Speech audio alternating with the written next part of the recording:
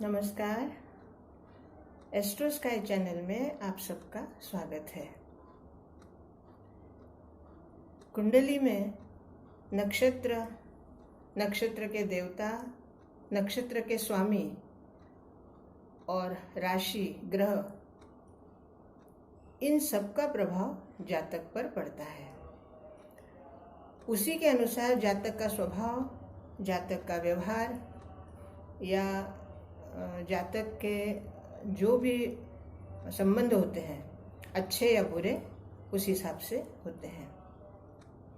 नक्षत्रों की श्रृंखला में आज का नक्षत्र है शततारका। इस नक्षत्र को कोई शतभिषा नक्षत्र भी कहते हैं।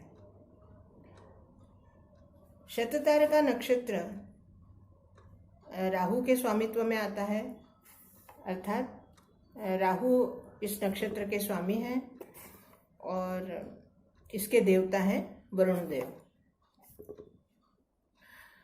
जैसे कि वरुण देव देवता हैं वरुण अर्थात जल, जो कि अत्यंत संवेदनशील होता है।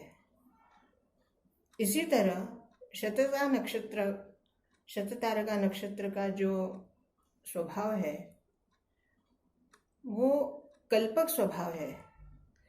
कल्पक अर्थात कल्पनाशील करना, कल्पना में जीना या कल्पना करते रहना, और कल्पना के साथ साथ, कल्पक स्वभाव के साथ साथ वह कहीं न कहीं विषयासक्त होता है। मतलब किसी एक वस्तु की तरफ अगर आकर्षण हो गया तो उस आकर्षण को या उस वस्तु को वो प्राप्त करने की उसमें लालसा जागृत होती है। और अगर इस नक्षत्र के जातक का थोड़ा स्वयं की तरफ ध्यान ना दिया गया तो कभी कभी ये व्यसनी भी होने की आशंका होती है। कुछ कम बुद्धि का होता है, अर्थात कम बुद्धि का मतलब मूर्ख नहीं होता, लेकिन अपनी बुद्धि का वापर जरूरत पड़ने पर ही करना या कम करना। और इसी वजह से कई जातकों में ये देखा जाता है कि शततारका नक्षत्र जिस जातक का होता है वो अत्यंत भोलापन लिए होता है, उसका भाव भोला होता है, क्योंकि इसका कहीं ना कहीं संबंध है उसकी कम बुद्धि से या बुद्धि को कम वापरने से। इंसान अपनी बुद्धि को जब जरूरत के वक्त ही वापरता है या बहुत कम उसका यूज करता है तो उसमें भोलापन आ जाता है। इसी तरह शततारका नक्षत्र में कई जातकों में मैंने ये गुण देखा है। अब कुंडली में जब भी इस नक्षत्र में चंद्रमा है तो निश्चित है कि उसका जन्म नक्षत्र शततारका होगा। लेकिन इसी नक्षत्र में कोई और ग्रह अगर आता है या इस नक्षत्र के सामने समसप्तम में कोई ऐसा नक्षत्र आता है या ऐसा ग्रह आता है जिस ग्रह की वजह से इस नक्षत्र में बैठे हुए ग्रह के ऊपर दृष्टि जा रही है, तो उसका स्वभाव उस जो ग्रह उसके ऊपर दृष्टि डाल रहा है उसके अनुसार भी बनने लगता है। क्योंकि राहु के नक्षत्र में होने की वजह से राहु का एक स्वभाव है कि राहु जिस राशि में होते हैं या जिस ग्रह के साथ होते हैं उस ग्रह के अनुकूल अपने को कर लेते हैं। इसलिए इस नक्षत्र में, विशेषकर शततारका नक्षत्र में, अगर चंद्रमा के साथ कोई और ग्रह है या इसी नक्षत्र के ऊपर, इस चंद्रमा के ऊपर अगर सामने या कोई शुभ ग्रह है या अशुभ ग्रह है तो उसके अनुसार उस जातक का मन बदलने लगता है। जैसे अगर 12 भावों में से किसी एक भाव का स्वामी या ग्रह इस नक्षत्र में आता है तो उस भाव के जो विचार है, उस भाव का संबंध है, उस भाव के प्रति उसका आकर्षण है या उसके प्रति उसके विचार है, वो बदलने लगते हैं। क्योंकि नैसर्गिक राहु का स्वभाव बदलने वाला होने की वजह से इस नक्षत्र में भी वो गुण कई बार नजर आते हैं। यहाँ तक कि देखा गया है कि इस जातक का एक व्यक्तिमत्व या स्वभाव कई बार हमें बदला हुआ नजर आता है। कई बार तो ये बहुत ज़्यादा भावुक दिखाई देता है और कभी कभी अत्यंत क्रोधित दिखाई देता है। कई बार इसकी भावुकता इतनी अधिक इस जातक के ऊपर हावी हो जाती है कि भावुकता की वजह से ही अपना नुकसान कर बैठता है। और कई बार इसका क्रोध इसके मन के विपरीत या न्याय के विपरीत, या कई बार अगर ऐसा कोई प्रसंग आता है जो इस जातक को उसमें कहीं खोट नजर आती है, तो ऐसे में उसका क्रोध इतना अधिक हो जाता है कि उस क्रोध में भी वो अपने आप को संभाल नहीं पाता। तो ये कई बार इतना देखा गया है कि भावना के साथ साथ इतना, जब भावनात्मक होता है तो बहुत अधिक भावनात्मक हो जाता है कि अपने को धोखा दे लेता है या अपने आप को उस सामने वाले के लिए इतना समर्पित कर देता है भावुकता में।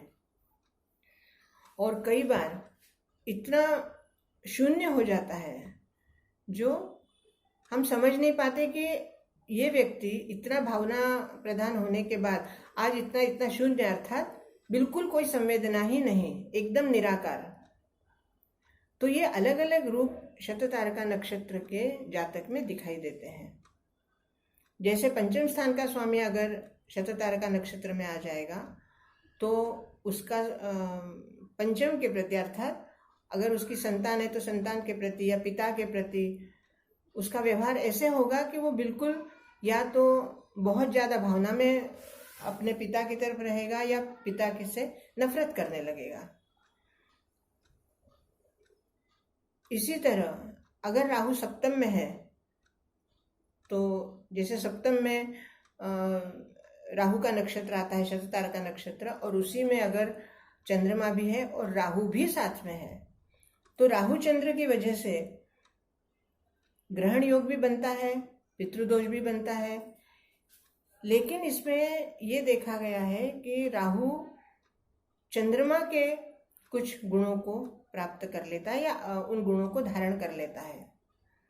तो राहु चंद्रमा दोनों साथ होने की वजह से जितने उसको मानसिक क्लेश होगा या चिंताओं में घिरेगा या उसके सप्तम के साथ उसके संबंध खराब हो जाएंगे, या ऐसे सप्तम अगर उसका जैसे व्यवहार कर रहा है, व्यवसाय कर रहा है, तो व्यवसाय में भी कहीं ना कहीं उसकी मानसिक क्लेश उसको होंगे।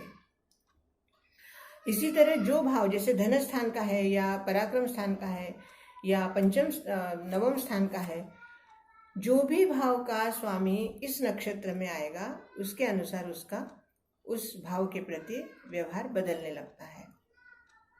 और हर भाव के साथ ये जातक जैसे लग्न में अगर आता है तो इसके स्वतः के विचार हर एक व्यक्ति के लिए पहले हमेशा अच्छे होंगे, लेकिन बाद में सामने वाले का व्यवहार अगर बदल जाता है तो इसका व्यवहार भी बदलने लगता है। जो व्यक्ति आज आपके लिए बहुत अच्छा लग रहा है वही व्यक्ति कल आपको बुरा लगने लगता है।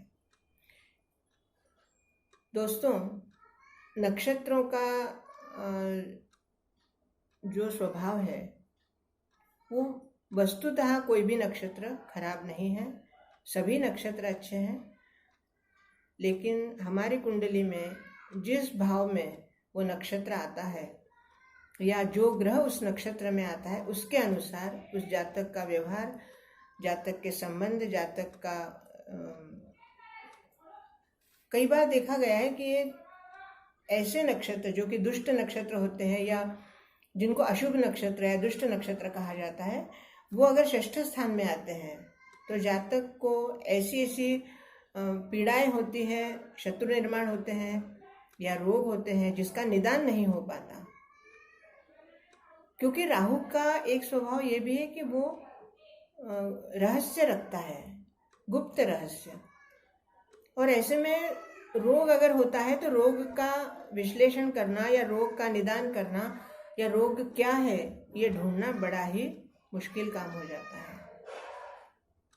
बहुत कहीं सूक्ष्म में इस रोग की जड़ छुपी होती है, जो देखना कई बार असंभव हो जाता है। कई बार रोग अंदर ही अंदर इतना ज़्यादा बढ़ जाता है कि उसको संभालना मुश्किल होता है। दोस्तों, जिस तरह नक्षत्र जातक के ऊपर अपने गुण, अपने प्रभाव डालते हैं, उसी तरह प्रत्येक ग्रह का भी अपना प्रभाव होता है। अगर एक से ज़्यादा ग्रह उसके ऊपर दृष्टि डाल रहे हैं तो उस व्यक्ति में अलग अलग स्वभाव का मिश्रण दिखाई देगा आपको। वो व्यक्ति भी खुद असमंजस में हो जाएगा कि उसका अपना स्वभाव क्या है। कभी तो वो वैसा व्यवहार करता है, कभी कुछ और करता है। इस विषय पर हम जितनी बात करें या जितना इसके हम गहराई में जाएंगे, उतना ही हमें इसके बारे में ज्ञान मिलते जाएगा और हमारे जो विचार हैं वो परिपक्व होते जाते हैं। हम समझने लगते हैं कि वास्तव में जो छोटी सी चीज़ दिखाई देती है वो अंदर कितनी गहराई तक, इसकी गहराई कितनी अधिक है। और उस गहराई के साथ अगर हम आगे बढ़ते हैं तो हमें इसके और भी पहलू नज़र आते हैं और इसके बारे में हमें और भी अधिक जानकारी या और भी अधिक ज्ञान मिलने लगता है। अगर आपके मन में कोई प्रश्न हो तो आप कमेंट्स में लिख सकते हैं, व्हाट्सएप पर लिख सकते हैं। और अगर आपको परामर्श चाहिए तो आप व्हाट्सएप पर अपने जन्म के डिटेल्स लिख सकते हैं और आपको पूरी तरह परामर्श मिलेगा। आपकी जो भी समस्या होगी आप निसंकोच लिख सकते हैं और उस समस्या का समाधान और उस समस्या के ऊपर उपाय भी आपको दिए जाएंगे। मेरे इस चैनल को सब्सक्राइब कीजिए, लाइक कीजिए, शेयर कीजिए और कमेंट्स दीजिए। आज के लिए इतना ही। बहुत बहुत धन्यवाद।